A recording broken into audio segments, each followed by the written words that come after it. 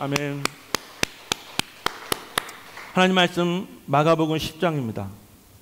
마가복음 10장 46절에서 52절 말씀 함께 봉독하겠습니다.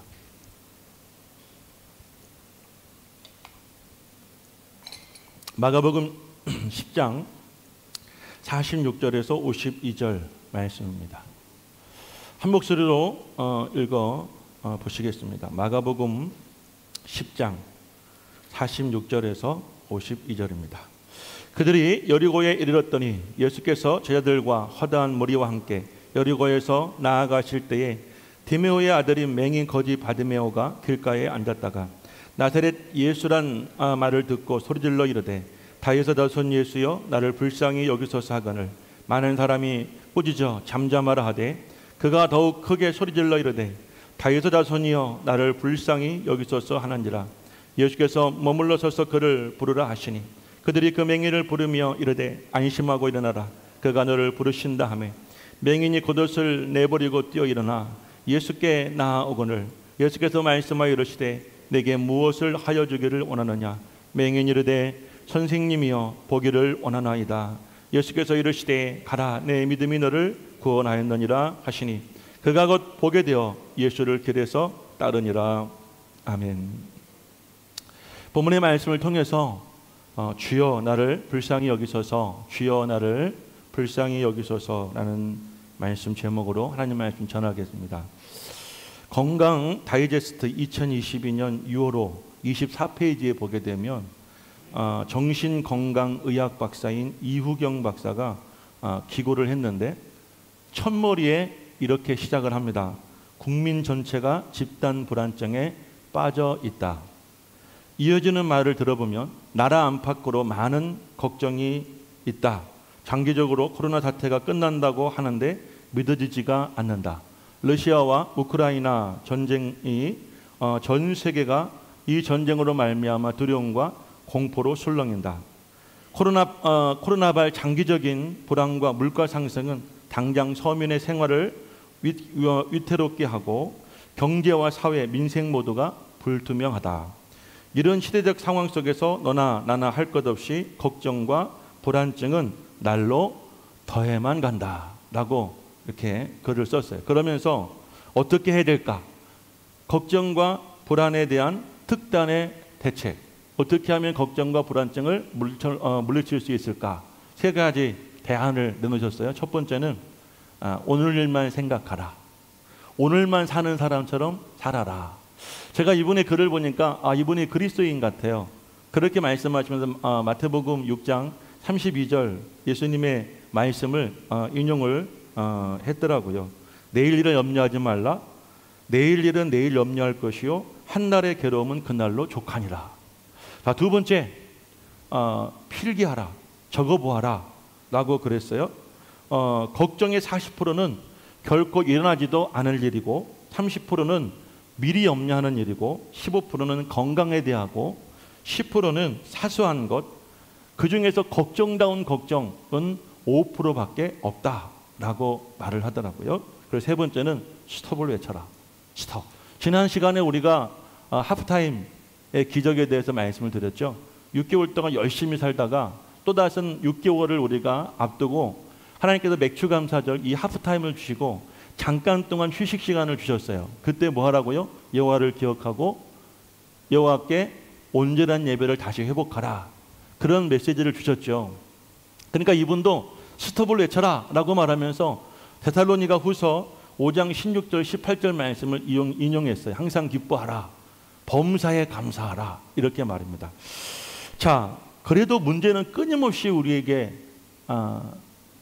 발생되어지고 있죠. 아무리 우리가 스톱을 외치고 적어보고 또 하루만 사는 인간처럼 살려고 노력해도 우리가 아무리 애쓰고 노력해도 내 의지와 상관없는 문제들이 끊임없이 우리 주변에 발생되어지고 있습니다. 지난 6월 말에 완도에서 일어난 일가족 사망 사건에 대해서 우리 대한민국은 굉장히 슬퍼했죠. 정확한 자살 이유는 밝혀지지 않았지만 이 생활고로 인한 자살로 추정을 하고 있습니다. 이 일가족 자살 사건이 왜 슬프게 했냐면 10살 된 이 조 모양 사실 이 아이는 자기의 의지와 상관없이 부모에 의한 존속 살해를 당한 거죠. 이 아이의 죽음 때문에 대한민국은 슬퍼했습니다. 그런데 이 부모들의 왜 자살을 했나 조사하는 과정 속에서 이 생활고라는 예상을 하게 된 이유가 작년에 비트코인에 투자를 했는데 수천만 원의 손해를 보았다고 그러고, 그리고 은행빚이 한 1억 5천 정도 있었다고 그럽니다. 오래전부터 부부가 우울증 약을 처방받아서 먹었고, 그리고 수면제와 다량의 또 우울증 약을 처방받아서 마지막 갔다고 그래요. 자, 이런 문제들을 끊임없이 사회적으로 일어나고 있고, 그리고 이 사회적인 문제가 결코 나와 내 주변에 일어나지 않을 수가 없는, 지금도 나에게도 일어날 수 있고 또 내 가족에게도 일어날 수 있고 내 주변에 누구에게든지 일어날 수 있는 이런 수많은 문제들을 우리 교회는 어떻게 해석해야 될까요? 우리 이 신앙적으로 이런 문제들에 대해서 우리는 어떻게 받아들여야 될까요? 이것이 과연 남의 일일까요? 오늘 이 자리에 오신 성도님들 중에 개인적으로나 혹은 가족 중에 한 사람이나 여러분들의 삶 속에 한두 가지 어려움과 문제를 가지고 살지 않는 분이 없으시죠? 다 그런 문제들은 다 가지고 계실 겁니다. 겉으로 드러내지는 않고 계시지만 다들 어렵고 괴롭고 고통 속에서 살아가고 있습니다. 이러한 현실 속에서 신앙생활이란 무엇일까요? 다시 말씀해서 우리가 이런 우리의 현실적인 이런 문제들 속에서 어떻게 신앙생활을 하며 살아가야 될까요? 과연 여러분이 믿는 신이 여러분의 그런 인생의 문제들과 고통들과 그 아픔들과 질병들과 전혀 상관이 없고 그분이 여러분의 문제를 해결할 수 없다고 여러분들이 그렇게 살아간다면, 여러분과 그 신과의 연관성을 발견하지 못하고 있다고 한다면 이것은 우리에게 보통 문제가 아닐 수가 없는 것이겠죠. 그런데 하나님은 그럴 때 저와 여러분과 전혀 상관없는 분이 아니라 굉장히 구체적이고 그리고 굉장히 여러분의 문제들을 정말 깊이 상관하고 계시는 분이라는 사실이 우리는 성경을 통해서 알 수가 있습니다. 요즘에 우리가 창세기 말씀을 새벽마다 묵상하고 있는데요. 창세기 34장 말씀에 아주 충격적인 사건이 발생하게 됩니다. 야곱이 이 숫곳이라는 곳으로 가족과 함께 이주를 하게 됩니다. 외삼촌 집을 떠나서 형과 극적인 화해를 하고 머문 곳이 숫곳이라는 그런 지역이었어요. 이곳에 오게 되어지고 야곱에게는 디나라고는 예쁜 딸이 있었는데 이 디나가 그 지역에 있는 여인들을 만나서 교제하려고 집을 나갔어요. 그런데 이 디나에게 끔찍한 일이 벌어지게 되어지죠. 그 마을에 하몰이라고 하는 이 추장의 아들, 이 세겜이란 이 사람에게 강간을 당해요. 욕보임을 당하게 됩니다. 그리고 하루아침에 원하지도 않는 사람의 아내가 되어야 되는 그런 상황에 처하게 됩니다. 그 일이 야곱의 가족에 얼마나 큰 상처와 충격과 고통을 주었을까요? 그리고는 찾아와서 뭐라고 하냐면 좋은 게 좋은 것이니 당신의 딸을 우리 아들들에게 주고 또 우리들의 딸을 당신들의 아들들에게 주고 우리와 당신과의 그 가정과 이 지역이 서로 형제가 되고 가족이 되고 하나가 되면 어떻겠냐라고 하는 그런 제안을 하게 됩니다. 그때에 야곱의 아들들이 그렇게 되기 위해서 한 가지 꼭 필요한 것이 있는데, 우리는 하나님의 백성이니 하나님의 백성과 한 가족이 되기 위해서는 할례를 해야 된다고 말합니다. 그래서 이 세겜과 하몰은 그것을 좋게 여기고 돌아가서 자기 이 지역에 있는 남자들을 설득해서 온 마을의 남자들이 다 할례를 받게 해요. 그런데 이 디나는 아마 야곱의 그 아내 중에서 레아의 그런 딸이었던 것 같아요. 11아들 중에서 시몬과 레위라고 하는 그 두 아들들이 칼을 가지고 나가서 그 마을에 있는 남자들을 그날 밤에 다 죽였는데요. 이 시몬과 레위는 다 레아의 아들들이었어요. 그러고 났을 때 야곱은 딸이 욕보인 것도 고통스러운데 이제는 그 지역의 모든 사람을 자신의 적으로 만든 이 사건이 얼마나 또 두려웠던 줄 몰라요. 그래서 아들들을 불러놓고 너희들이 한 짓이 얼마나 무서운 짓인지 모르겠느냐고 그들을 꾸짖자 아들들이 뭐라고 하냐면, 그럼 그가 우리 누이를 창녀같이 대함이 옳습니까? 당신의 딸이 창녀 대우를 받는 것이 맞습니까? 라며 그 아버지를 오히려 책망을 합니다. 여러분, 그날 야곱의 마음이 얼마나 괴로웠을까요? 얼마나 고통스러웠을까요? 여러분, 우리에게도 이런 괴로움과 고통과 또 자신의 힘으로 능으로 해결할 수 없는 그런 문제들이 굉장히 우리에게 많이 있지 않습니까? 그럴 때 어떻게 해야 됩니까? 어떻게 이 문제를 해결할 수 있어요? 하나님은 그런 야곱을 상관없이 그냥 여러분들 없는 것처럼 취급하지 않으시고 그날 밤에 야곱과 상관하십니다. 야곱에 찾아가셔서 뭐라고 하시냐면 야곱에게 너 예전에 나에게 예배를 드렸던 이 베델이라는 그런 땅이 있지 않냐? 거기도 올라가서 다시 한번 나에게 예배를 드려 제사를 드려라 라고 제안을 하세요. 그리고 그날 밤 야곱은 가족회의를 열어서 이렇게 이야기합니다. 오늘 우리가 이제 베델로 가게 될 텐데 우리 집안에 있는 모든 이방 신상들을 버리자. 그리고 우리 몸을 정결하게 하자. 그리고 우리 옷도 새 옷으로 갈아입자. 그렇게 말을 합니다. 그 말에 모든 가족이 동의하고 온 가족이 숫곳을 떠나서 베델로 향하게 됩니다. 여러분, 그때 성경에 보니까 뭐라고 말하고 있냐면 하나님이 야곱을 지켜주심으로 그 지역 사람들의 마음에 두려움을 심어주셨기에 그들이 어느 누구도 야곱을 해하지를 못했어요. 야곱이 숫곳을 떠나서 베델로 갈 때 모두가 다 야곱에 대한 증오와 분노와 여러분 죽이고 싶은 마음은 있었지만 하나님이 무서워서 야곱을 어떻게 할 수가 없었다는 거예요. 그리고 야곱이 드디어 베델로 올라가서 하나님께 제사를 드리자 하나님은 그 야곱에게 이렇게 말씀하세요. 이제 더 이상 내 이름을 야곱이라 하지 말고 이스라엘이라고 그래라. 내가 너를 진정한 이스라엘로 인정해 주겠다. 여러분, 고난과 위기 속에서 야곱이 이스라엘이 된다니까요. 그리고 너에게 생육하고 번성하며 너의 허리에서 이 땅에 왕이 나고 그리고 모든 지도자가 나오고 번성하고 다스리고 정복하는 축복을 주겠다라고 말씀을 하셨어요. 사랑하는 여러분, 하나님은 성경의 모든 이 주인공들과 깊숙이 연관되어져 있고 깊숙이 그들의 어려움과 고난과 여러분들 이 관계성을 가지시면서 그 문제들을 해결해 주시고 그 문제를 함께 고통하시고 그 문제를 함께 나누시는 분이 바로 우리 하나님 아버지셨다는 사실이에요. 야곱만이 아니죠. 아브라함도 2번이나 아내를 빼앗길 위기에 처했을 때 하나님이 그 아내를 건져주시잖아요. 그렇죠? 그리고 히스기야 왕은 병에 걸려 죽는다는 천사의 말을 듣고 벽에 얼굴을 대고 통곡하며 기도할 때 하나님이 15년 생명장시켜주지 않습니까?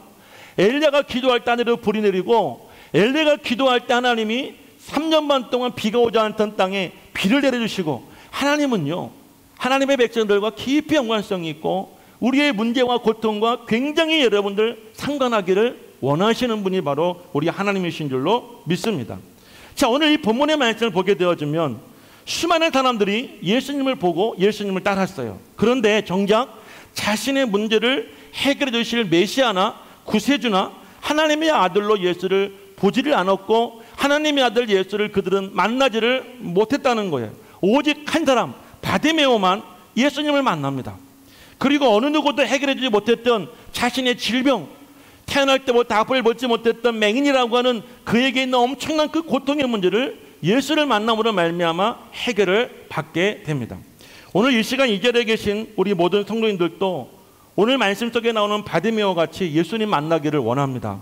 그래서 질병도 깨끗하게 치료받고 여러분이 해결받지 못했던 문제들도 주님의 기적을 경험할 수 있는 복된 시간 될 수 있기를 간절히 축원합니다.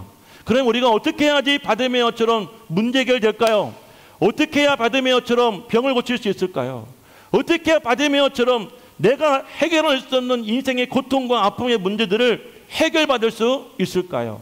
오늘 제가 3가지 말씀 함께 나누기 원합니다. 첫 번째는 냉정하게 지금 여러분의 자신을 평가해 보시기를 부탁을 드립니다. 성경에 많은 사람들이 예수를 만납니다. 예수를 만난 사람을 네 부류로 나누어 보면 첫 번째 부류는 베드로와 같이 예수를 보자 예수인지 알게 되자 두려운 마음에 나를 떠나달라고 예수 앞에 무릎을 꿇는 사람이 있었습니다. 인간적으로 예수를 보다가 그 눈이 이 비늘이 벗겨지게 되어지고 이분이 메시아고 이분이 하나님의 아들이시고 이분이 여러분들 우리의 구세주라는 사실을 알게 되자 두려운 마음이 찾아오니까 예수님을 향하여 나를 떠나달라고 말했던 사람이 바로 베드로였지 않습니까? 성경에는 예수를 발견하고 예수를 알고 나서 두렵다고 나를 떠나달라고 했던 사람들도 있었어요. 두 번째는 성경에 보면 바리새인, 유대인의 대제사장, 그리고 서기관들과 같이 예수를 적으로 삼습니다. 예수를 대적으로 삼고 예수를 집요하게 핍박하고 결국 예수를 죽이고자 하는 그런 사람들도 있었습니다. 지금도 세상에는 예수님이 내 적이에요. 그리스도가, 그리스도인이, 교회가 나의 대적이로 여러분 목숨을 걸고 교회를 핍박하는 사람들도 있지 않습니까? 성경에도 역시 예수를 핍박하고 죽이는 사람들도 있었어요. 그리고 세 번째 부류와 네 번째 부류가 오늘 이 말씀 속에 등장하게 되어집니다. 세 번째 부류는 어떤 사람들이었냐면 예수를 보고도 아무런 감정을 느끼지 못하는 사람들이 있었어요. 이 사람들을 본문에서는 허다한 무리라고 표현하고 마태복음 20장 29절 말씀에는 큰 무리라고만 표현을 하고 있습니다. 예수님이 갈릴리에 가시면 갈릴리를 쫓아가고, 예수님이 베다니에 가시면 베다니까지 가고, 예루살렘에 가시면 예루살렘에 가고, 광야에 계시면 광야에 가고, 마치 예수님이 슈퍼스타가 되어서 팬클럽을 만들고 이리저리 우르르 몰려다니는 사람들, 지금도 이 세상의 많은 교회들에는 대형 교회, 대형 여러분들 이 교단, 대형 목사, 그 사람들을 바라보면 마치 목사가 우상이 되어지고 교회가 우상이 되어지고 그리고 그 교단이 우상이 되어서 여기저기 대형 교회와 대형 교단과 대형 목사를 찾아다니고 몰려다니는 허다한 큰 무리들이 참 많이 있다는 것입니다.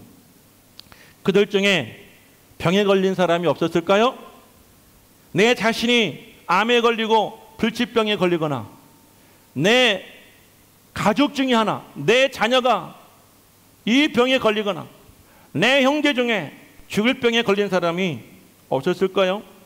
경제적으로 파탄나서 당장 길거리에 내쫓길 어려움에 처한 여러분들, 이 완도 전속 살해 사건의 이 부모처럼 경제적 파탄으로 우울증에 걸려서 도저히 내 힘으로 살 수 없을 것 같은 인생의 고난과 아픔이 있었던 사람이 그 자리, 그 허다한 머릿속에 포함되어 있지 않았을까요? 정신적으로 불안하고 두려운 마음에 사로잡혀 머리가 아프고 괴로운 사람들이 없었느냐 이 말이에요. 며칠 전에 우리 교회 한 집사님께 연락을 받았습니다. 사랑하는 친구와 사랑하는 이 후배가 자살을 하게 되어지고 그로 인하여 이분도 마음의 상처를 받고 계셨죠. 여러분, 지난 목요일입니까? 금요일입니까? 우리 천국에서 두 아이가 포크레인에 치였고 한 아이가 그 자리에서 죽었죠. 그날 밤에 이분이 잠을 자다가 이분 편으로 말하면 사탄을 보았다고 합니다. 잠을 잘 수가 없어서 새벽에 저한테 연락이 왔는데 금요일이었군요. 저도 역시 요즘에 이 장마가 지니까 옛날 어르신들 그러잖아요. 아우 비가 오려나? 그러면서 허리를 치고 다리를 치시잖아요. 제가 사고를 당한 이후에 이게 비가 오거나 아니면 장마지거나 이럴 때에는 사고 당한 부위가 굉장히 통증이 오고 아파요. 그러니까 평소에는 제가 새벽 예배 때문에 약을 못 먹고 자는데 금요일 날은 다음날 새벽 예배가 없으니까 제가 약을 먹고 잡니다. 근데 저도 잠에 취해서 새벽 3시 반에 오는 연락을 제가 못 받았는데 이분이 새벽 3시 반에 그 고통을 겪으신 거예요. 그래서 새벽에 일어나서 하나님께 기도했다는 거예요. 그분 표현으로는 난생 처음으로 하나님을 불렀고 난생 처음으로 하나님을 찾았고 난생 처음으로 울면서 기도해 보았다는 무서운 마음에 아내가 옆에서 찬양을 틀어주고 함께 기도하는데 그 1시간 동안 그 찬양의 멜로디와 그 소리를 듣지 못하고 오직 기도에만 집중하는 그런 경험을 해보았다는 거예요. 그러면서 뭐라고 말씀하시냐면 그때 나를 위해서 기도해줬던 어머니와 아버지와 주변의 가족들의 그 기도의 힘이 얼마나 컸다는 것을 자기가 비로소 깨닫게 되었다는 겁니다.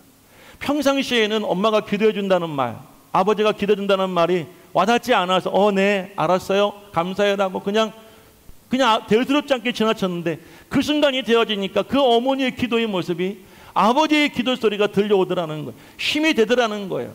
그래서 제가 여쭤보았어요. 그래서 어떻게 잘 잤어요?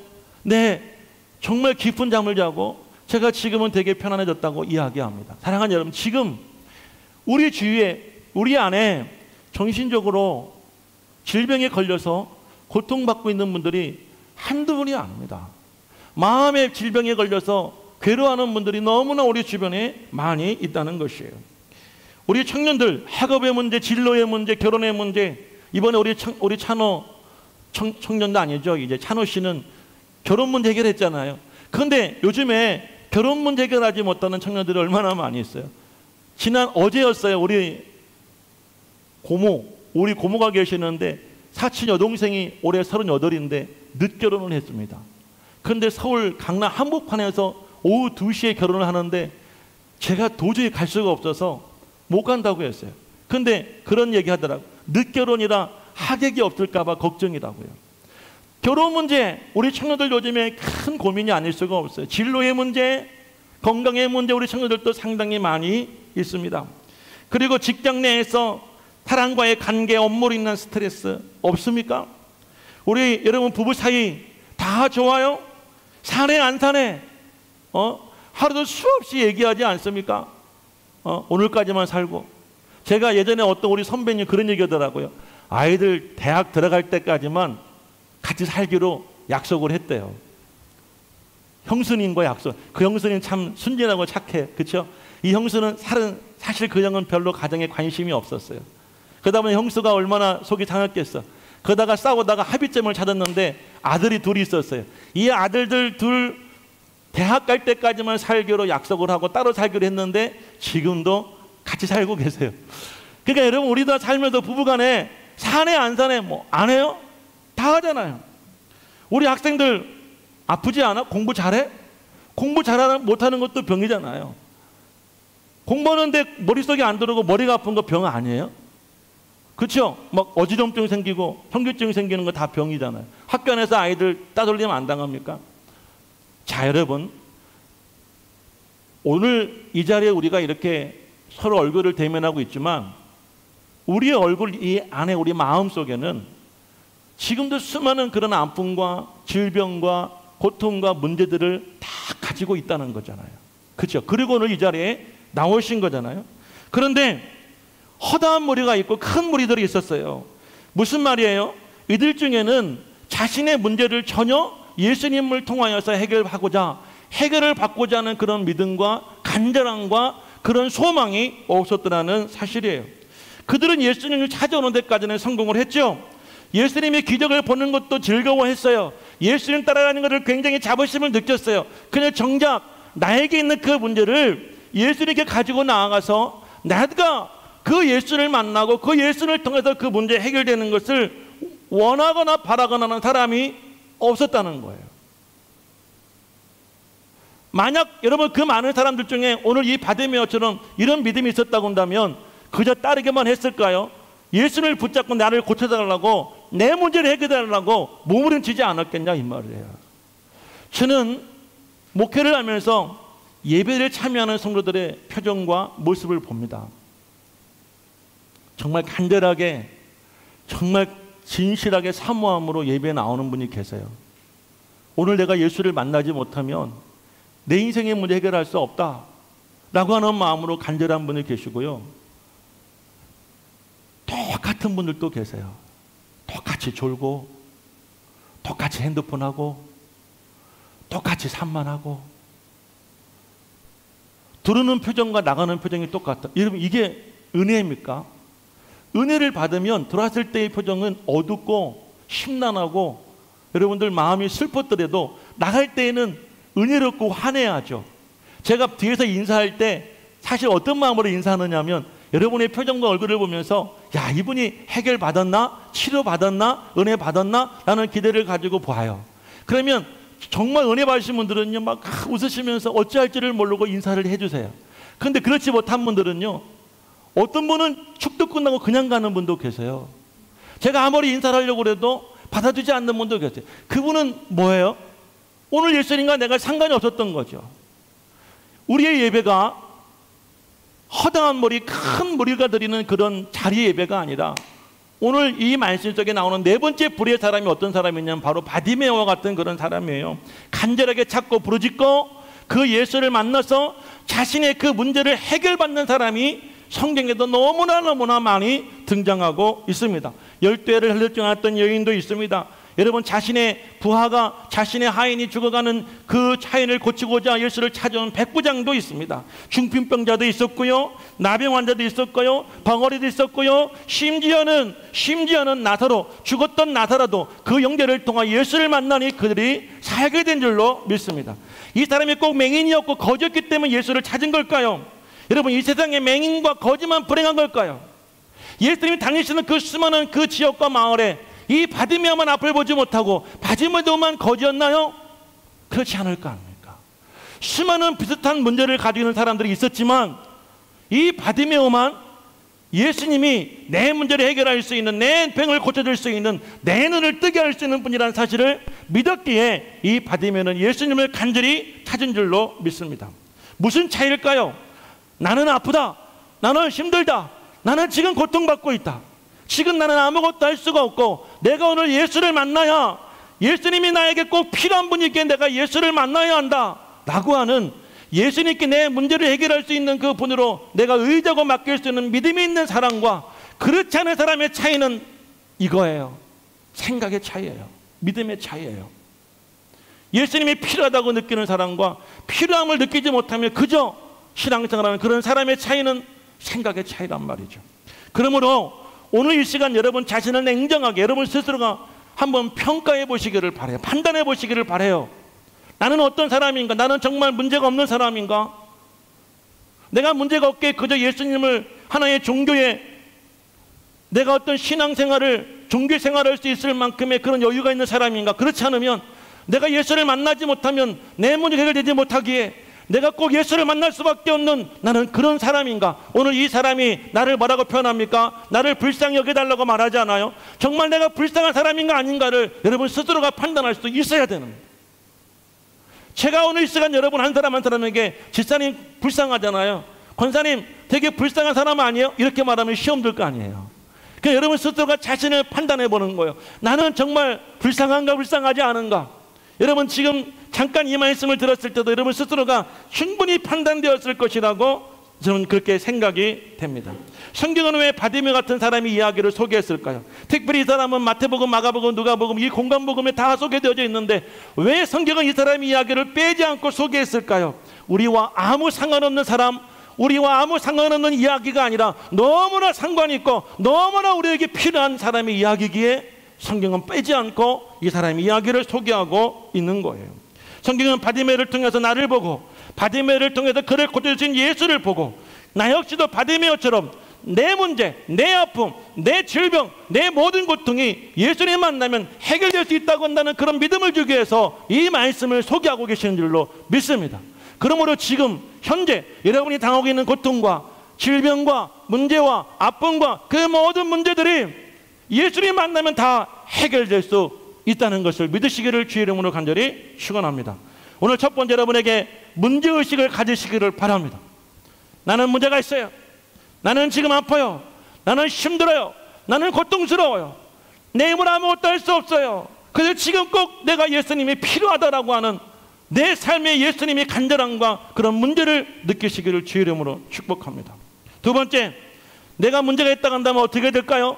오늘 바디메오처럼 간절하게 예수님을 찾으시기를 주의 이름으로 간절히 부탁을 드립니다. 예전 우리 교회에 잠깐 왔다 간 청년이 한 분이 있습니다. 나사렛 음악목회학과가 나온 천재적인 음악과, 나사렛 대학을 졸업하고 미국에 있는 버클리 대학을 졸업하고 지금 이 음악가로 활동하고 있는 강상수라고 하는 형제가 있습니다. 이 사람은 많은 연주에 참여하고 많은 곡을 만드는 일에 같이 헌신하고, 이 사람의 이 연주를 들어보면 얼마나 영적이고 얼마나 이 감각적인지 몰라요. 은혜로운지 몰라요. 그런데 이 사람에게는 무슨 문제가 있냐면 오늘 이 바디메오 같이 앞을 보지 못한다고 하는 그런 문제가 있어요. 이분의 이 페이스북을 보게 되어지면 수차례 자살을 시도합니다. 우울증에 걸려서 항우울증제를 먹고 있고, 잠을 자지 못하니까 수면제를 먹고 있고, 공황장애 약을 먹고 있어요. 그런데 이 약들이 사람을 얼마나 다운시키고 얼마나 그 사람을 약하게 만드는지 수도 없이 반복적으로 자살을 시도합니다.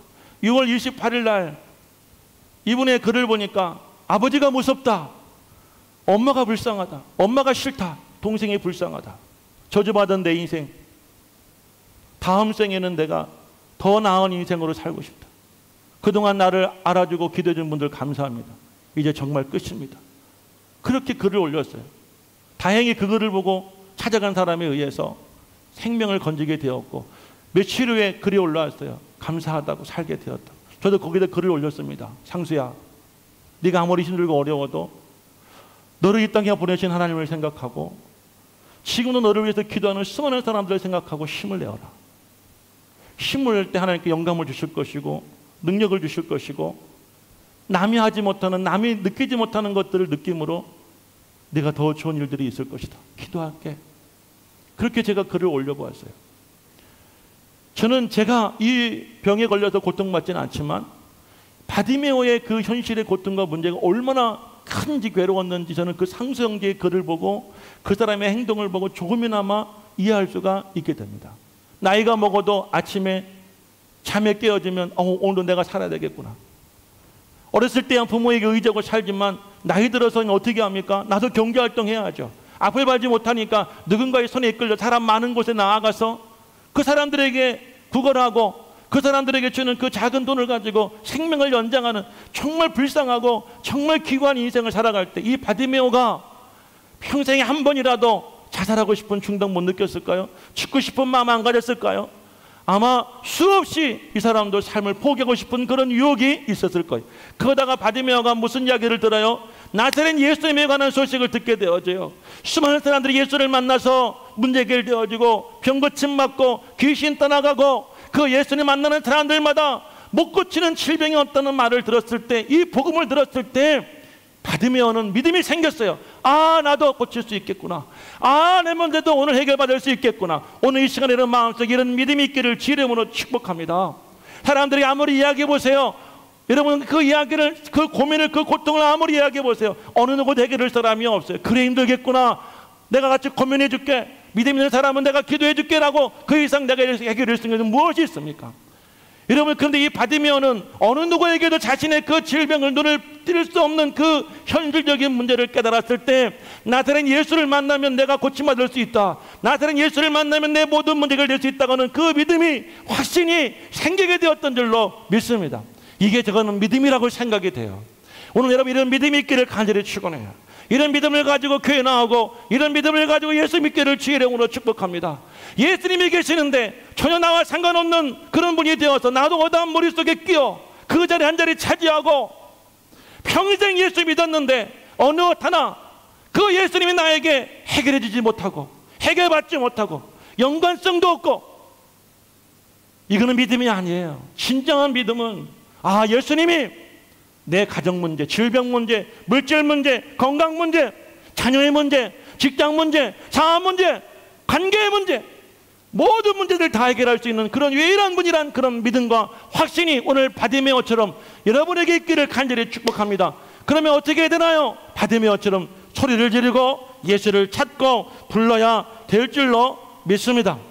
자, 오늘 바디메오가 성경에 예수를 영적인 눈으로 보게 되었습니다. 귀로 보게 되었어요. 눈으로는 볼 수는 없었지만 자기가 살던 여리고에 예수님이 지나가신다는 이야기를 들었습니다. 사실 예수님은 이제 여리고를 지나면 예루살렘에 올라가서 마지막 일주일을 보내시고 십자가를 지시게 됩니다. 바디메오에게는 오늘이 마지막 기회였어요. 그러니까 바디메오는 마지막인지는 알지 못했지만 오늘이 기회라는 사실을 깨달았을 때 소리를 지르기 시작했어요. 다윗의 전 예수여, 나를 좀 불쌍히 여겨 주시옵소서. 다윗의 전 예수여, 나를 좀 불쌍히 여겨 주시옵소서. 내 병을 치료하여 주시옵소서. 내 가정 문제 해결하여 주시옵소서. 내 아들 내 딸을 고쳐주시옵소서. 내 진로 문제 해결하여 주시옵소서. 그 자리에서 바디메오는 소리치고 외치기를 시작했던 줄로 믿습니다.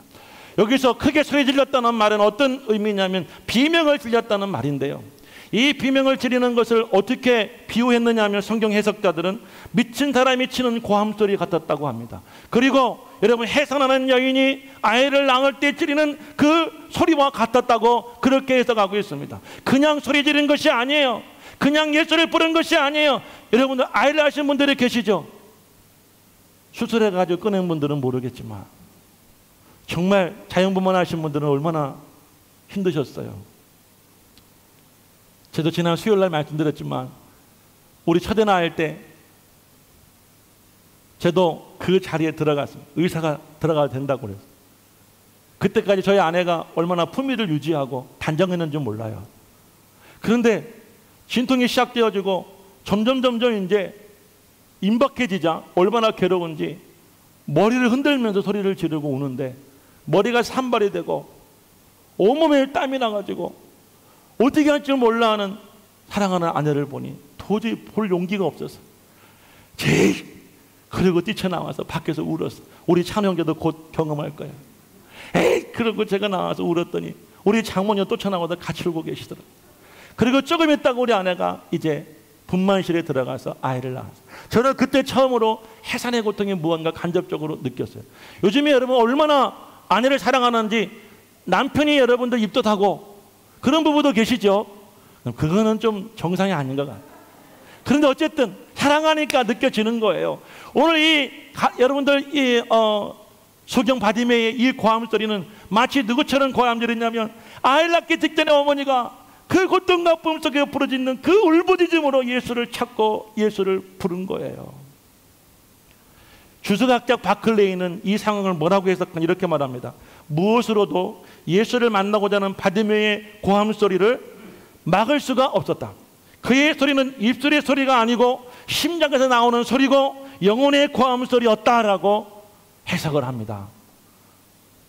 오늘 여러분 이런 심정이 있기를 간절히 소망합니다. 오늘 이 자리에 여러분의 이 고함 소리가 터져 나올 수 있기를 간절히 축복해요.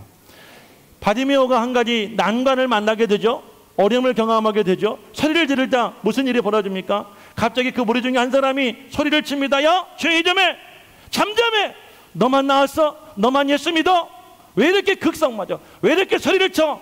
왜 내가 예수를 보고 왜 내가 예배드리는 걸 방해해?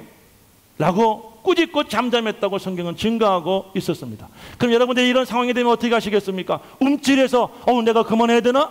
라고 눈치를 봐야 됩니까? 아니면 계속해서 소리를 질러야 됩니까? 오늘 여러분 말씀 한번 읽어보시기를 바랍니다. 오늘 몇 절 말씀이냐면 48절 말씀을 읽어보겠습니다. 48절 다 같이 한번 읽어봅니다. 시작. 많은 사람이 꾸짖어 잠잠하라 하되 그가 더욱 크게 소리질러 이르되 다윗의 자손이여 나를 불쌍히 여기소서 하는지라. 한번 여러분도 한번 내가 바디메오 같은 심정을 가지고 외쳐보시길 바랍니다. 다윗의 자손이여 나를 불쌍히 여기소서를 크게 단전에서 나오는 소리, 영혼의 소리, 입술의 소리가 아니라 가슴에서 나오는 소리, 영혼의 소리를 한번 외쳐보시길 바랍니다. 연습하는 거예요. 시작. 다윗의 자손이여 나를 불쌍히 여기소서. 아멘. 아멘. 이 딱 이렇게 기도하셔야 돼요. 아시겠죠? 여러분들 성경을 보니까 다윗이 이 바디메오가 소리를 치다가 꾸짖고 잠잠하라고 하니까 어떻게 성경은 표현하겠냐면 그가 더욱 크게 소리를 질렀더라. 안 그래도 미친 사람처럼 고함을 지르는데 완전히 정신이 나간 사람처럼 이 사람이 이제 머리를 치기 시작한 거예요. 예수님 나 좀 제발 봐달라고요. 예수님 나를 제발 좀 봐달라고. 이 사람은 그렇게 간절히 예수를 찾고 예수를 부르게 된 줄로 믿습니다. 할렐루야.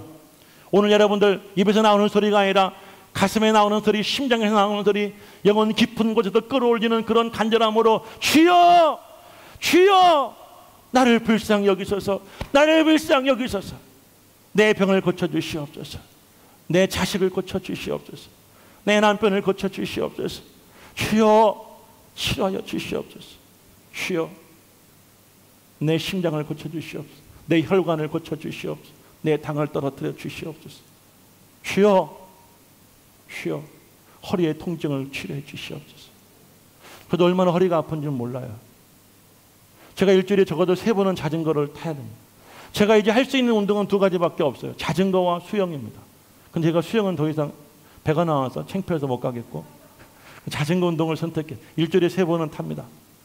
제가 비가 오거나 날이 추워서 주중에 자전거를 못하면 제가 설교를 하기 힘들어요. 허리가 너무 아파요. 그런데 자전거를 타고 올라오면 그래도 서 있을만 해요. 견딜만 해요. 척추 5개가 허리를 숙였다가 폈다는 역할을 해줘야 되는데 5개 중에 2번째 제가 뼈가 부서져서 첫 번째와 세 번째 뼈를 2번째 뼈와 함께 묶어버렸어요. 제가 이제 2개 남은 거 가지고 제 허리를 구부려야 됩니다. 그런데 이 2개의 뼈 중에 하나의 뼈의 협착이, 연골이 협착이 돼서 그나마 멀쩡한 뼈는 하나밖에 없대요. 제가 정상이 아니야. 나도 오늘 기도할 거예요. 주여, 나를 고쳐주시옵소서. 주여, 내 허리를 고쳐주시옵소서. 할렐루야. 오늘 믿으시고 기도하시기를 주의 이름으로 간절히 축복합니다. 마지막 3번째, 겉옷벗고 예수를 따르시기를 바랍니다. 여러분, 이 한번 말씀을 읽어볼까요? 50절 말씀 다 같이 읽어보겠습니다. 50절 말씀 읽어봅니다. 시작. 맹인이 겉옷을 내버리고 뛰어 일어나 예수께 나오거늘. 자, 예수님께서 부르십니다. 그를 이리로 오라 그래라. 예수께서 가던 길을 멈추시고 그를 부르셨어요. 나와 상관없는 분이셨다가 내가 부르짖는 소리를 들으시고 이제 나와 상관이 있는 분으로 이제 연관이 되고 관계가 맡겨지기 시작한 거예요. 나에게 오라고 말할 때 여러분, 이 바디메가 어떻게 갑니까? 겉옷을 벗어버리고 예수님께 뛰어갔다고 성경은 친 거예요. 이 겉옷은 뭘 의미하냐면 그 당시 신분을 의미합니다. 그리고 여러분, 이 거지에게 겉옷은 여러분들 자기의 밤에 추울 때 자신을 덮어주는 이불과도 같아요. 거지의 겉옷 속에는 모든 생필품들이 다 들어있더라는 거예요. 자, 그런데 이것을 바꾸어 말하면 이 바디메의 겉옷은 뭘 상징합니까? 나는 맹인이에요.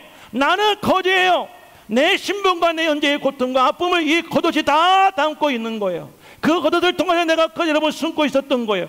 오늘 이 바디메오는 그 겉옷을 벗어버리고 예수님 앞에 나아간 줄로 믿습니다. 믿음의 고백이고 믿음의 행동이었던 줄로 믿습니다. 오늘 이 시간에 여러분의 질병, 여러분의 문제, 고통, 아픔, 그 모든 일들이 예수님께서 해결될 걸 믿으시고 여러분은 그 겉옷을 벗어버리십시오.